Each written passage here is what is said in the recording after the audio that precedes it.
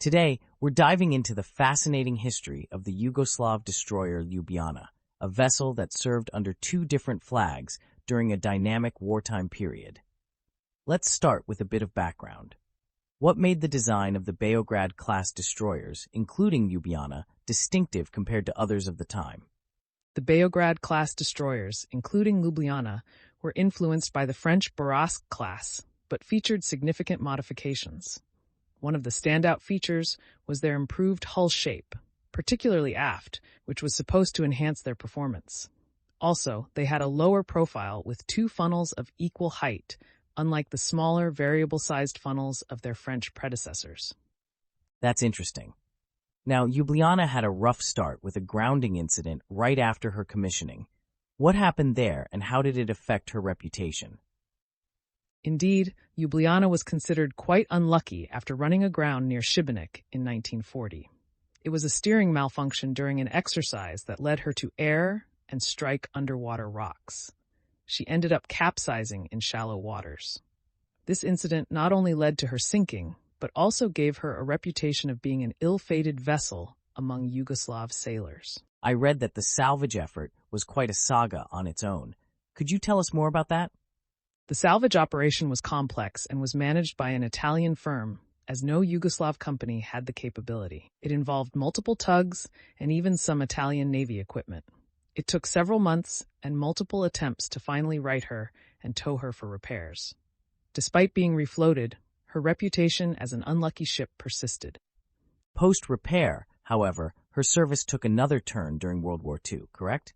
Yes, after being captured by the Italians in 1941 while still undergoing repairs, she was recommissioned as Lubiana for the Italian Navy.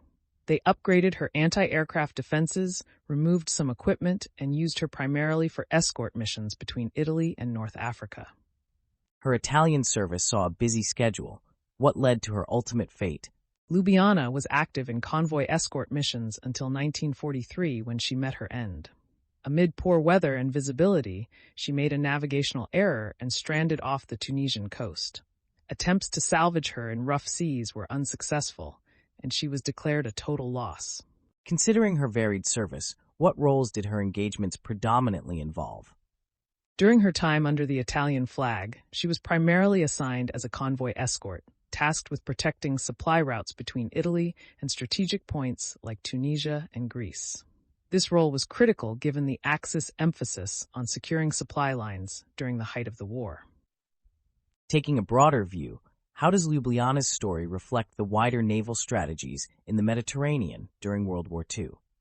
Her story highlights the importance of naval escort operations in maintaining supply routes amidst contested waters. It also underscores the strategic necessity of adapting captured vessels to fit immediate wartime needs, exemplified by her refitting and redeployment by the Italians. It's fascinating how her design and service adaptations reflect broader wartime naval challenges. What were some technical attributes that made her suitable for these roles? Ljubljana had a decent speed, reaching up to 35 knots, and carried an array of weapons, including 4 main guns and 2 sets of triple torpedo tubes, making her versatile in both offensive and defensive capabilities. Despite her initial design for a specific role, these attributes allowed her to serve in the escort role effectively when repurposed. There's so much to unpack from a single vessel's history. In looking back at the UI and adaptability of wartime ships like Ljubljana, what can we learn from these transformations today? It teaches us the value of versatility in design and the ability to adapt asset roles quickly based on strategic needs. It also highlights the unpredictable nature of naval engagements and the importance of learning from past operational challenges to improve future naval strategies.